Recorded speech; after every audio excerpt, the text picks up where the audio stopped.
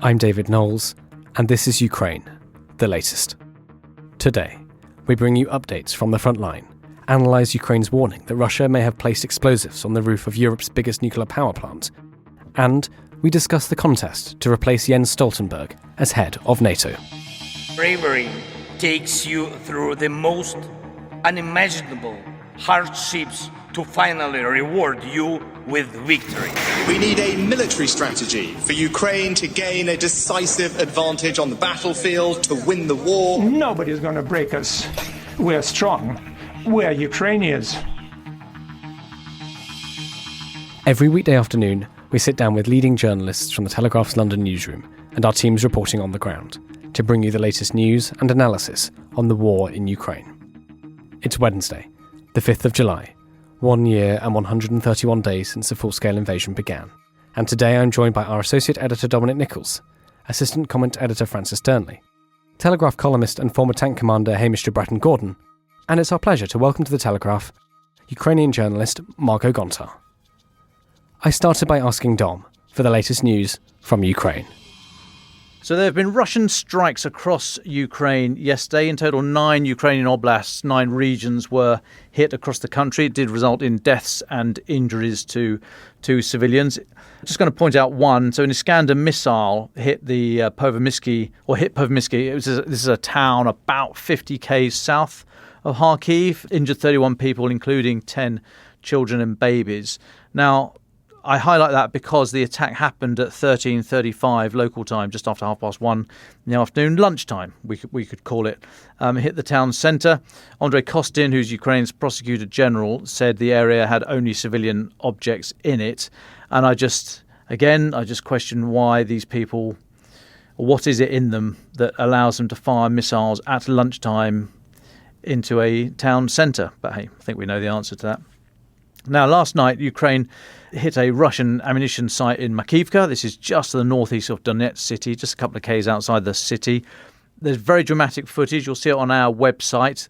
The resulting explosion from this is very, very, very dramatic, as I say.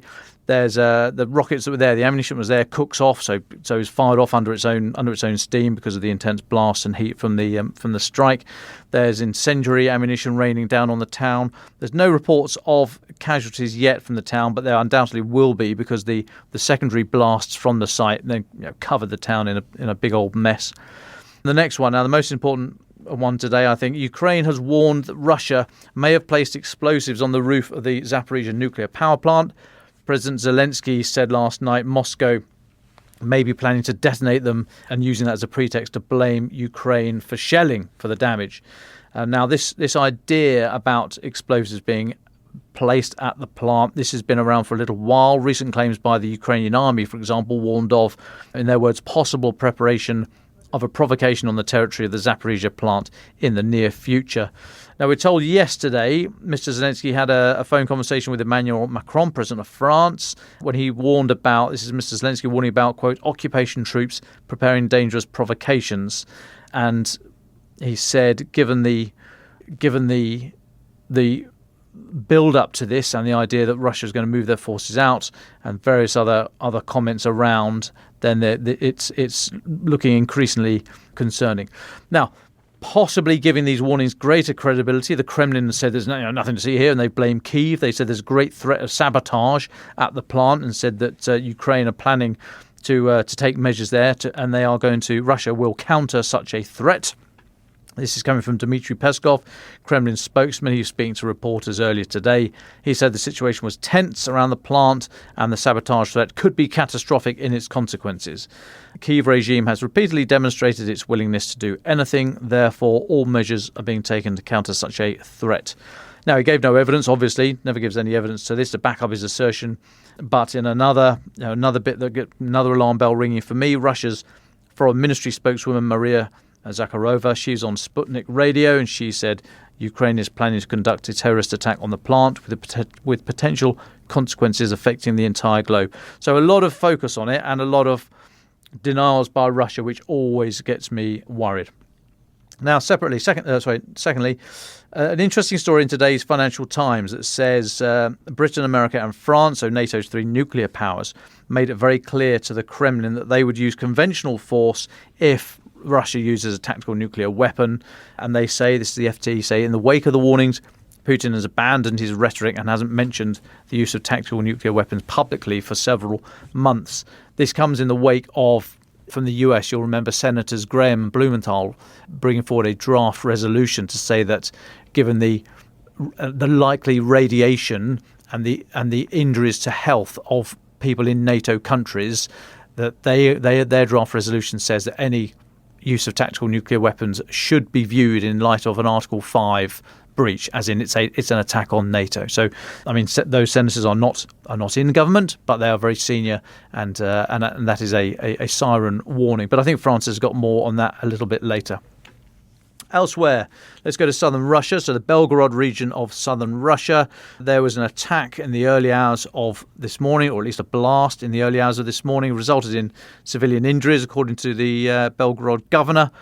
He said the strike included Grad rockets, and he also said Russian air defences shot down 3 air objects, including a drone. Kyiv hasn't commented on that. A couple more.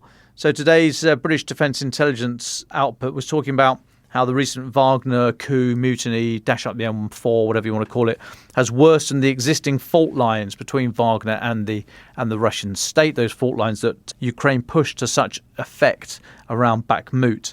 So the British MOD said, they were talking about how we've not heard from General Sirofkin since the attack, that bizarre sort of hostage video thing. They said that any official sanction against him is likely to be divisive, their words. So we've not seen Sirofkin since the Saturday, June the 24th. There have been unverified reports he was arrested, and Defence Intelligence say, quote, although largely known in the West by his brutal reputation, Sirofkin is one of the more respected senior officers within the Russian military. Any official sanction against him is likely to be divisive. The suspicion that has potentially fallen on senior serving officers highlights how Prigozhin's abortive insurrection has worsened existing fault lines within Russia's national security community. And I note today President Zelensky is quoted in CNN, or an interview with CNN. He says that according to Ukrainian military intelligence, half the Russian population support it, or were supportive of Prigozhin's view. They're just pressing again. I think they're right to do so on those existing fault lines. They are clearly there. I mean, Prigozhin, it's a bizarre situation that Russia's allowed itself to get into. Prigozhin, if he says anything now, he gets attention. If he doesn't say anything for days, that gets commented upon. Pretty much the same with Sirofkin. So he's leading the debate, really, whether he likes it or not, and I'm sure he absolutely loves it. But Putin has to find some way of regaining the initiative here on the narrative, trying to dominate. He's got to get back on the front foot in terms of the headlines. So I would have thought we'll see Putin out and about doing stuff, or very worrying in light of the news from Zaparita and the nuclear power plant. I think Russia might try to do something to divert attention, because at the moment it's all Prigozhin, Wagner, Sirofkin, what the hell's going on? So that makes me very nervous about Zaparita, just linking those two. Just finally, here in Britain, Chief of the Defence Staff, Admiral Sir Tony Radakin, so the head of the armed forces here, he was in front of the House of Commons Defence Select Committee yesterday. He said a lot of things, but there was a section on Ukraine, just a quick run through of that. He said that Ukraine was the biggest issue in his inbox right now. I'm paraphrasing. But he said he was in regular touch with General Zaluzhny and, his opposite number, obviously, in Ukraine. Also in touch with Mark Milley, chair of the US Joint Chiefs of Staff, General Mark Milley, and also General Chris Cavoli, who's the commander of US forces in Europe, and SACEUR, Supreme Allied Commander Europe, the head of the military side of NATO. So CDS, Chief of Defence Staff, talking to the right people regularly. He was saying Ukraine's policy in this counteroffensive is to starve Russia of materiel, so equipment and supplies, and command and control. So hit headquarters, just deny them the stuff, the means of waging war. And he included sabotage operations inside Russia in that. So starve them on the one hand, and then stretch them on the other to present multiple challenges to them, to overload their systems so they don't know what threats to deal with first of all. So have multiple axes or attack on multiple axes, probe across the entire front, have feint operations, which is designed to draw the enemy out or to attack in one area, seeing if they'll deploy reserves and so on and so forth. So to overload the Russian system, basically. Interestingly, he said that the Ukrainian armed forces are yet to reach the first Russian defensive lines. We think they're around the town. It's in the Zaparita front, around the town of Robotine. We've been talking about that for the last couple of days. Admiral Radikin said that Russia had packed the security zone ahead of that, so between that first line of defences and the Ukrainian lines now, including with minefields of a density that are probably greater than Ukraine expected, which I thought was a fairly telling comment. He highlighted the lack of air cover that's hampering Ukraine's advance and their continued requirement for air defence, artillery, drones and equipment support for all the stuff. But he said, interestingly, the conversation about the timelines is unfair. So a lot of this chat about, the counteroffensive should be going a lot faster, or it's all failed because they're not yet in Moscow or whatever. He said conversation about timelines is unfair, and this counteroffensive has always been more than just military. He said it involves economic, diplomatic and military elements. He noted that Ukraine has taken back more terrain in the last few weeks than Russia took in the whole of last year. That Russia has taken in the last year. So just trying to get things in perspective there. And when asked about the chances of Russia pushing on, blunting this counteroffensive and then pushing on themselves, he said, quote, Russia is so weak it does not have the strength for a significant counteroffensive. So suggesting that there just isn't the personnel, there are not the personnel and is not the equipment there available for Russia to mount any kind of counteroffensive, even if Ukraine, by their movement, by their offensive, they allow gaps to form. He's saying Russia just can't. They might be able to do local counteroffensive, very small scale, but they're just not able to knit together anything of any great size. But yeah, so of all that, I think the Zaporizhzhia nuclear power plant is the most concerning, and I'm pretty sure we'll be coming back to that shortly. Thank you very much, Dom. Francis, there's an awful lot for you to get your teeth into today. Where would you like to start? There is indeed, David. Thank you. Well, I'll turn to Zaporizhzhia and the China piece in the Financial Times in a moment. But first, I want to discuss Joe Barnes' splash for us, The Telegraph, on the high-level conversations taking place within NATO about who will succeed Jens Stoltenberg long-term. I spoke yesterday about the confirmation that Mr. Stoltenberg would indeed extend his contract by another year to October 2024, given that the bloc couldn't agree about who might be best suited to take over. Well, Joe has unveiled, and we're hoping to get him on to speak about this later in the week, that President Biden is pushing for the current head of the European Commission, Ursula von der Leyen, of course, to be installed as the next NATO Secretary General after Ben Wallace's candidacy was blocked. She is now said to be the US's preferred candidate after the White House rejected Britain's defence secretary for the role. Now, as I referenced, NATO leaders had hoped to reach a deal on a successor to Mr. Stoltenberg at the annual summit in Vilnius, Lithuania next week, but had failed to agree on a candidate. Now, a NATO source has told Joe that the US president was attempting to convince Miss Ursula von der Leyen to succeed Mr. Stoltenberg amid fears that a suitable candidate won't emerge in the next 12 months. And a second source has told him, quote, we're going to have a problem next year when it becomes clear that the field is no stronger than this year. So Biden and von der Leyen are known to have built quite a strong bond in recent years, fostering close transatlantic ties over China, for instance, Ukraine, of course, too, the climate. She's fluent in French, and that would likely secure the support of France's Macron. Of course, the pair of them travelled to China recently. The Germans, Olaf Scholz, is also said to be supportive, but for reasons of the fact that she's a former political rival of Olaf Scholz, and it would also likely see her out of the frame to keeping a top EU job. So the concerns around this, however, arise over her poor handling of the German Defence Ministry, which she led between 2013 and 2019.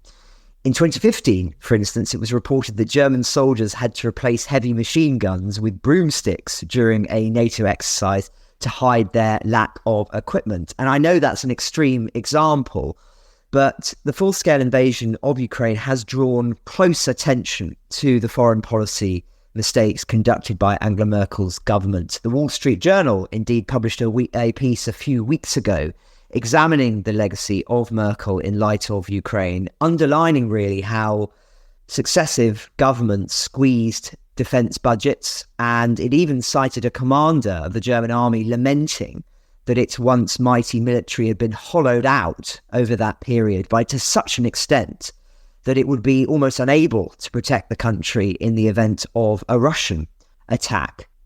Now, in private talks, von der Leyen reportedly told Biden that she would not be available to take over any role at NATO until at least next year. But White House strategists see a window opening up to poach her after next year's European elections. She was expected to be a front-runner for EU leaders to retain her as the bloc's most senior official in charge of the Commission. But there are now doubts whether she'd actually be able to command support from the European Parliament, because there are right-wing MEPs who oppose her on green policies. And so they think that they might be powerful enough to see her not being the optimal candidate agreed by the majority. So in essence, there are major questions over her candidacy. I sense unease amongst the more hawkish members of the British Parliament, who feel that while she may have been very robust on Ukraine since the full-scale invasion, her past mistakes in German defence should rule her out, in their opinion, as well as the fact that she will be considered a softer touch by Moscow for right or wrong. But turning to other news, Dom mentioned concerns over Zaparita. I'm going to be brief on this because I know Hamish will have thoughts on it. But I just will add that the International Atomic Energy Agency is evidently monitoring things here. Last week, they said they'd seen no evidence of there being mines planted there by Russians and had been rumoured. But as Dom mentioned, there are a lot of rumours circulating at the moment about activity at the plant, which is causing concern. And if there's more on this, of course, we will report it. I do recommend people following Rafael Grossi, the head of the agency, and indeed the Twitter of the International Atomic Agency, because they are updating people fairly regularly on their work there.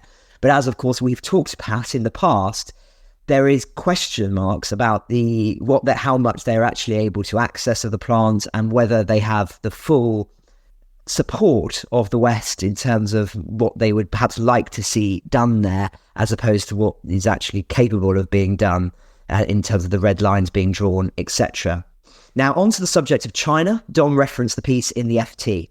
In short, it's fascinating and tallies with our own understanding of what the conversations are believed to have taken place behind closed doors between China and Russia, or at least what China said took place, tempering Russia by getting Putin to dial down the nuclear rhetoric, for instance. The piece cites one senior Chinese government advisor as saying that the war threatens to scupper the nation's efforts to drive a wedge between Europe and the US, and a Russian nuclear strike on Ukraine or one of its EU allies would risk turning the whole continent against China. I think that's an accurate prediction, to put it mildly, frankly. But interestingly, Zelensky's chief of staff has said that China's position in the face of potential nuclear threat from Russia was indeed important. And so Andrei Yermak posted a screenshot of this article in the FT with the caption, "This is an important position of China regarding the threat from an insane Russian terrorist." Suffice to say, the Kremlin has dismissed the report. They've described it as a fiction. And that's not impossible, I should say, especially when one sees the kind of support, financial especially, that China has offered Russia since it began. It benefits China for them to be perceived as important by Western powers in tempering Russia's instincts, whether that's accurate or not. But nonetheless, I do think this does tally, as I say, with what we understood conversations that were taking place from China and Russia earlier on in the war. Finally, just a quick one on our favourite ongoing saga, the Black Sea grain deal. Surprise, surprise, the Russian Foreign Ministry has said that there is no basis for the further extension of the deal, which is due to expire on July 17th. A state news agency has reported that Moscow is, quote, making the necessary efforts so that all participating vessels can successfully complete their mission and leave the Black Sea before the specified date.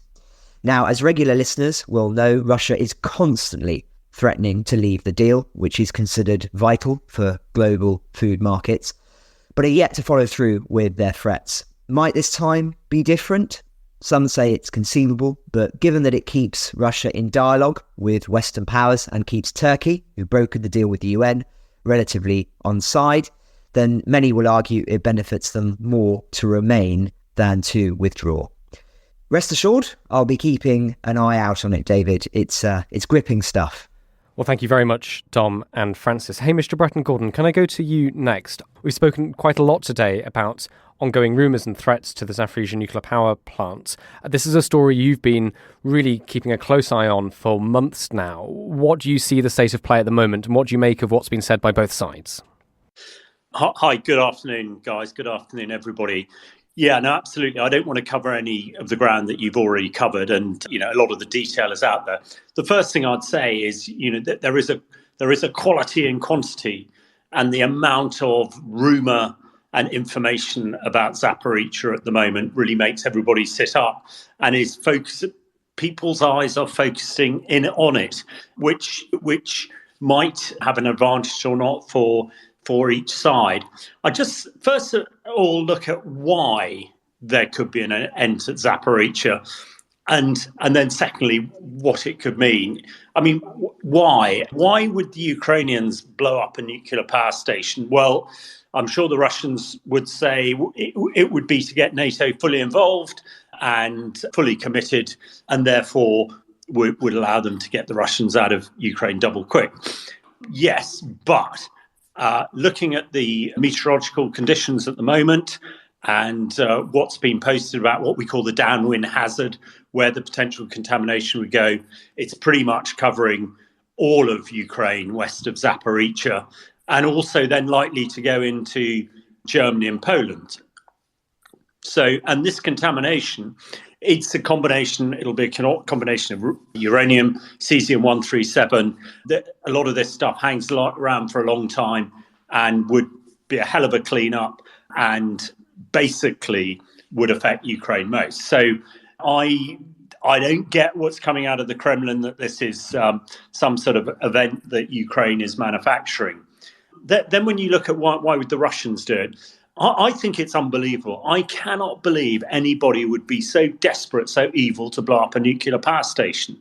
But I thought the same about the Kakhovka Dam, and we spoke about that in the weeks running up to it, suggesting that that's something that the Russians might do. But of course, no, they wouldn't do it. But they did, and I don't think there's any doubt that they did. And the environmental damage was massive, almost on a scale to the Chernobyl nuclear accident in the 80s. So it's part of what I have previously described as the Russians' unconventional warfare. So there is some substance behind people thinking that the Russians might actually do it. Why else would they do it? Well, it could well be that this is a likely access that the Russians have identified where the Ukrainian armoured offensive could hammer down into Crimea.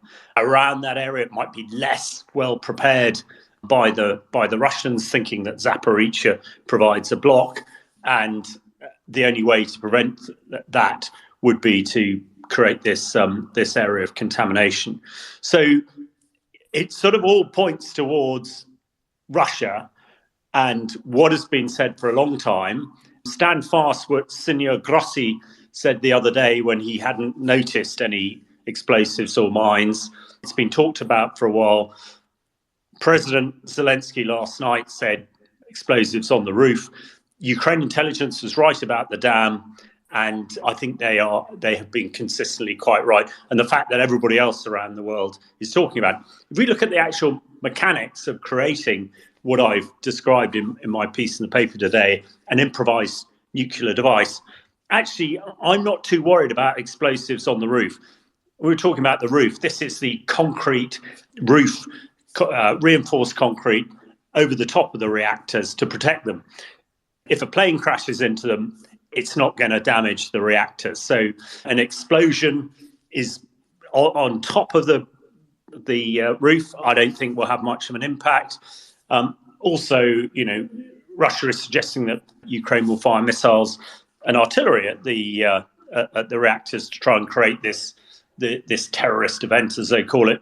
Again, I don't think that will happen. What is a problem is if there are explosives within the reactors. And it will need to be quite a lot of them, or if there are explosives in the cooling ponds where the spent fuel rods are. Now, if there are, and there's an explosion, it is not going to create an atomic weapon type result. We are not going to see a massive mushroom cloud, devastation over several kilometers. But what we would likely see is contamination from radiation. That will be blasted high in the air, and then the meteorological conditions will move it. There are a few downwind hazards being posted on the internet recently. I can't really comment on the veracity, but it generally, as I said at the beginning, is likely to head northwestish and would be a problem for some time. So I think in sum, I can't see any reason at all why Ukraine would blow up its own nuclear power station. Russia has a bit of form in this area. They would likely create an advantage, but again, if the UK follows the US, what I would like, what is missing so far? You mentioned the US Senate have putting forward a motion that this was be Article 5, in other words, get NATO involved. Yeah, I would like to see, and again, have called for it today, for our own Prime Minister to say the same thing. I also think there is a bit of a window of opportunity. It might have closed now, where we discussed it for months, that actually the UN should get out of its ivory tower and create a demilitarized zone around these nuclear power stations and other key areas. You know, they could have done that for the dam. And if the Russians are moving out today, it strikes me there would have been an opportunity to get people on the ground to create a demilitarized zone, because I'm sure that the Ukrainians would support it, and they've said it in the past. So again, the UN slightly sitting and watching it, in my opinion, and that would have prevented it. So again, we're just going to have to see. It's I think President Zelensky said it was tonight that something was going to happen, and in theory, by tonight the Russians will be out. So we shall wait and see.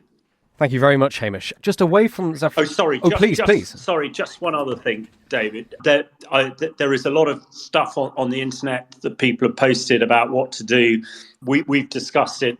I've produced this app with the Thompson Foundation, which is on Telegram, which I've tweeted quite a lot. It was down in Kyiv yesterday. I got a lot of calls about that. It's now up and running. So anybody listening in Kyiv or surrounding countries, the Thompson app, which tells you how to prepare, what to do, and listen to your local emergency services, is now up and running again. Thank you very much for that, Hamish. And just to all of our listeners, we will include that app in our show notes today if indeed the worst should happen. Hamish, can I stay with you just briefly? I know you've been looking at some of the other news coming out of other more sort of hot sections of the front lines regarding chemical weapons. What's your take on what we've heard so far? Yes, but again, very, very, very interesting. I think a lot of us thought that the chemical issue might arrive a bit earlier. We discussed in April last year about Russians targeting chemical factories, but really didn't have an impact. But yesterday there was a report coming out of a commander in Bakhmut that the Russians were using lewisite, which was extraordinary. Lewisite is a vesicant, First World War chemical weapon, basically a blister agent, a bit like mustard agent, aka mustard gas. Again, one is a little bit skeptical about this. It's all about evidence. If there is any evidence produced, then absolutely one would look at it. And if the Russians are using chemical weapons, that is yet another war crime and should be investigated. I hope the UN's agency to investigate this, the Organisation for the Prohibition of Chemical Weapons, are on the balls of their feet. In theory, because it's happening on Ukraine territory, and Ukraine is a signatory of the Chemical Weapons Convention, as is Russia, Ukraine could request that the OPCW come in and investigate. So it's early days. It does link with what I've been talking before about this unconventional warfare and material of modern warfare, where in Syria I saw when the Syrian regime and Russians failed to take towns like Bakhmut, and I'm thinking more in Syria of Aleppo and Ghouta and Douma, when everything failed, they went to chemical. And in that case, the Syrian regime used the nerve agent sarin and the choking agent chlorine. So I've seen no hard and fast evidence. Some of the symptoms seem to sound like lewisite. Lewisite, people, experts like me in this area haven't really, it was used in the First World War a bit, but not much since then. It's a strange chemical to suggest. And until we see some hard and fast evidence, I think we just a level of skepticism. But again, it is within the sort of the doctrine that we saw in Syria being used and developed.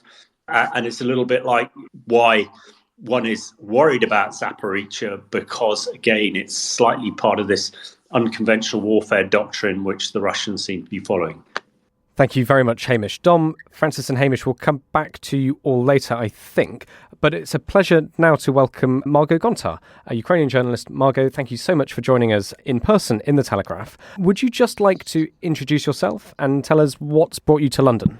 Yeah, sure. Hi, thank you for having me. And so what brought me to London is London conference, among many other things, which I was kindly invited to by Chatham House. And I think what really struck me. So we've talked about like what was my impressions of all of it, and what really struck me, because I've been going to all these conferences for like a number of years, and my first one was 9 years ago, and the difference I've seen in rhetoric towards Russia. So this is, as for Ukrainian, this is really reassuring to see that there is no more, doubts in the fact that Russia is an aggressor and that it should be dealt accordingly, and that even those who brought up any kind of negotiations, any talks, they also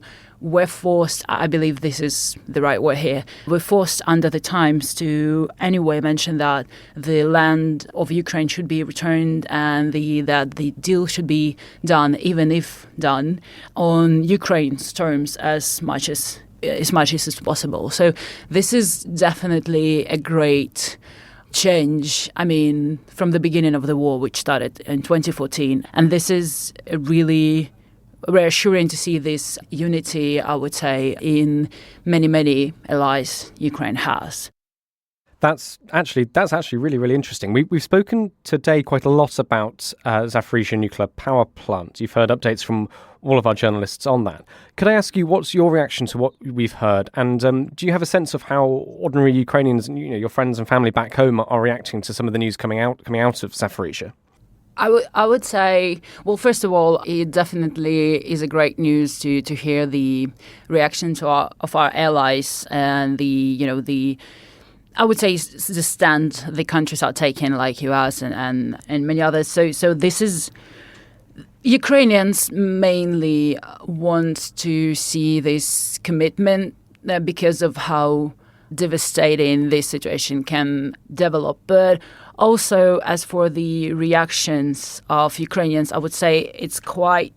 So we obviously rely on support of our allies, and we do definitely hope for it to continue, but also because of everything happening for so long, and obviously because of Russia terrorizing a civilian population. And I would say there is a certain fear that if that happens, we might not see the support that we might want to see, if it makes sense. So even though all these great words are here now, but we unfortunately, like people in Ukraine, unfortunately seen in some cases less reactions that we would love to see. And it also comes to Ikachovka Dam in a bit. So when it just happened, I remember how, I know it, like we've seen some investigation happening, like and Western media needed time to report on this in a way, possibly working for their newsrooms and everything. But I do believe this. I remember these first days when people in Ukraine, many felt left out and just forgotten in a way. So and then the reports started coming up, and they were all like if Kakhovka Dam exploded itself, like it's just a natural disaster. It took days before the position started to be shaping as Russia did it, even though Ukraine provided all the information that was enough to make some conclusion that it's Russia who's behind it, precisely because Russia controlled this territory for quite a long time and could easily mine it. And we see this same type of possible situation, not developing, but I mean like kind of building up possibly with the Zaparita nuclear station. And I think it's safe to say that there is a certain fear that while the West is still... I'm using the word West loosely, but while people discuss whether it will happen or not, Ukrainians are actually preparing what to do when it will happen, and maybe the West will not react in the way that we envision it to be support enough. And when I say that, I mean maybe not react in the strong measures enough for Russia not to create another devastating situation, because the Kakhovka Dam was bad enough, but now we're discussing the Zaparita nuclear station. So obviously the reaction to Kakhovka Dam was not enough for Russia not to even think about that.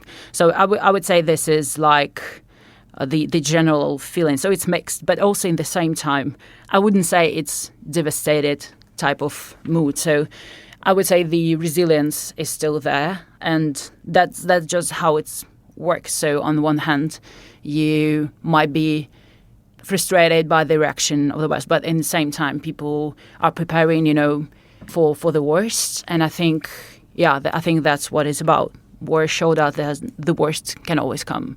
So that's type of the mood, I would say. Can we move away a little bit from the news and talk about social media? You're a big presence on Twitter, and Twitter is, as live listeners now and listeners later to the podcast will know, this is how we primarily record what we do and then broadcast it every day. We've reported through the last year and a half on the changing ownership of Twitter, the impact that's had on social media. What's it felt like for you as a Ukrainian on Twitter, and how has the change in ownership, the change in strategy and everything that's come with it affected how you work? And what have you seen change in the past year? Yeah, thank you. This is a great question. I think that showcases in a way what is happening with journalism overall and how it changes.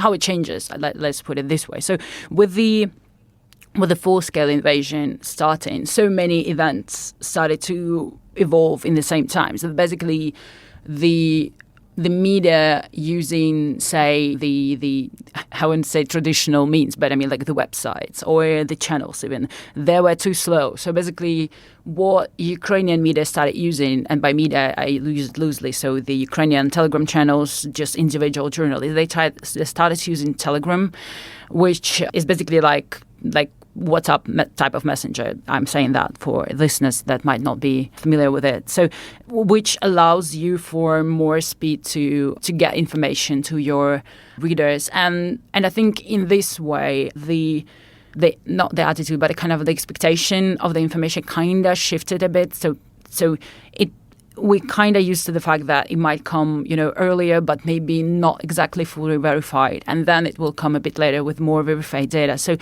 I think that the kind of expectation that everything will be fully checked kind of shifted a bit. But also the Ukrainian media also relied heavily on Telegram before, but I would, on social media, let's put it loosely, but just Telegram is heavily used. But during the full-scale invasion and up until now, especially since many monitoring channels which monitor the air raid sirens, the explosions, they all use Telegram to get to their, to get to the people, so people know what's happening. And this is basically became a very essential part on how people actually get to know what's happening, because the websites, while they check and everything and do a piece, it might really take a long time.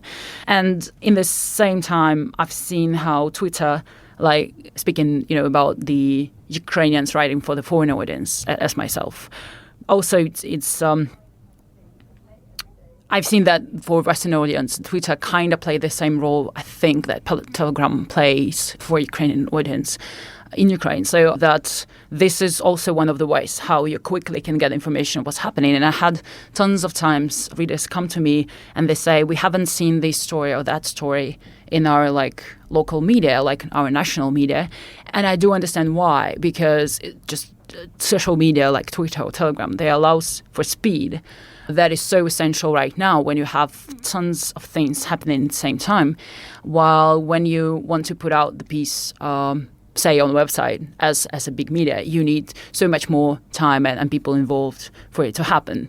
So I'd say that the war just showcased how much social media provide this tool necessary for people to get information right away, even if it still needs to verify, and so it still can come as updates. But in the same time, I would mention here, regarding what we've seen on the weekends with the Twitter being down and broken and all this weird things happening that Elon named as limiting of the tweets because of the scrapping. So all that thing. So, and I kind of think the same thing about the Telegram right now. So right now, Ukraine relies so much, actually, Ukrainian media and individual journalists, so much rely on Telegram. And at the same time, Western journalists even more rely on Twitter.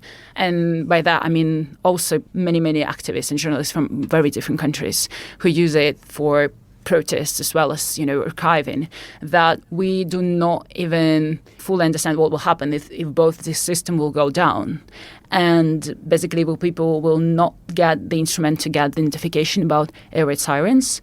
That's speaking about the Telegram. Or people in the West or even in African countries or even Middle East will not be able to use it as a source for protest. So I think, in a way, what this weekend made me think, and your question and the whole happening, that while it's been really a vital tool, we have no substitute for if anything will happen to them. That's really fascinating. Thank you so much, Margot, for your answer. Just quickly as well, can I ask, from your perspective, how do you think journalism within Ukraine has changed during the last year and a half, during the year and a half of the full-scale invasion? What have you seen any interesting trends or occurrences that you think are important to bring up and mention to our audience, who won't necessarily, especially if they're non-Ukrainian speakers, won't necessarily be in that world? This is a great question, and I think I'm a bit startled with questions like that in a way that when you're in that, you might not see the changes as good as as someone from outside, say a foreigner for that matter, might see. But I would definitely see, and to me, it may be a bit of the global trend that I'm seeing this kind of shift maybe to people relying a bit more. So we've seen this trend for a while now, but this also showcased the trend to maybe sometimes rely more on individuals rather than on media perspectives. And I think it's also a bit true for Ukraine as well. So we do still see support for big media, say those that appeared with the full-scale invasion, as well as those that had been them for a while.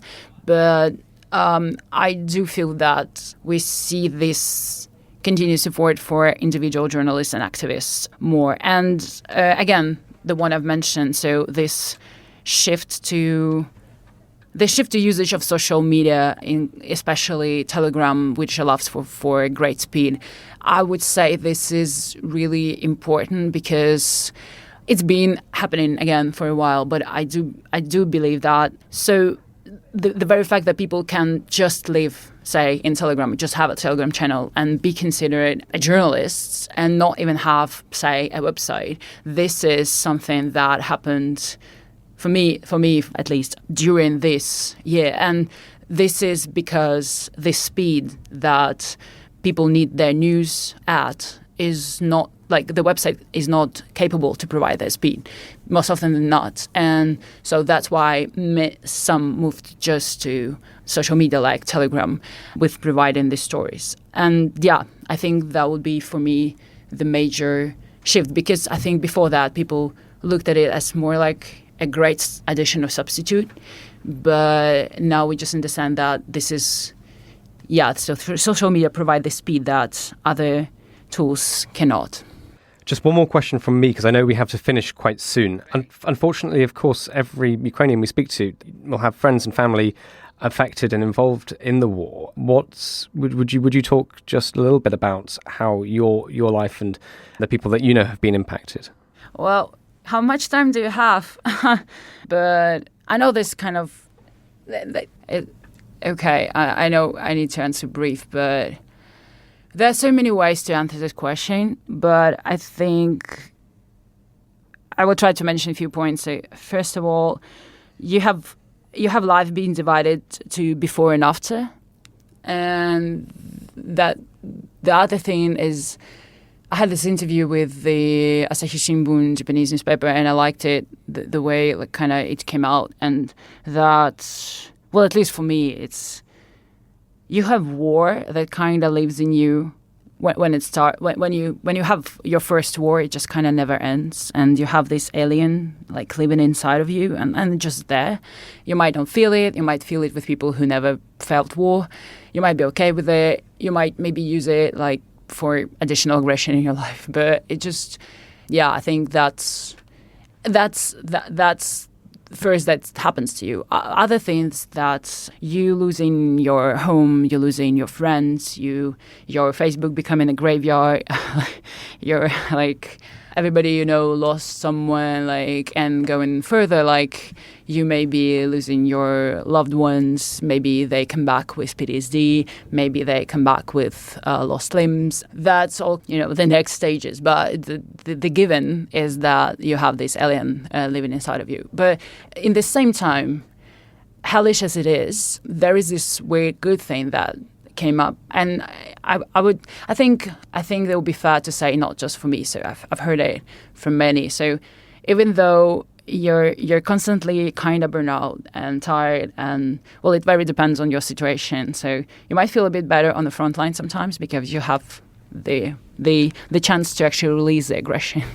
It might be worse, but in the same time, when the war started, for me, it was so much shift in understanding the value of life and the value of moments. And so in a way, it gives you the rare good things it brings is that you really are careful about connections you have, people you spend your time at, and things you do with your life while you still have it.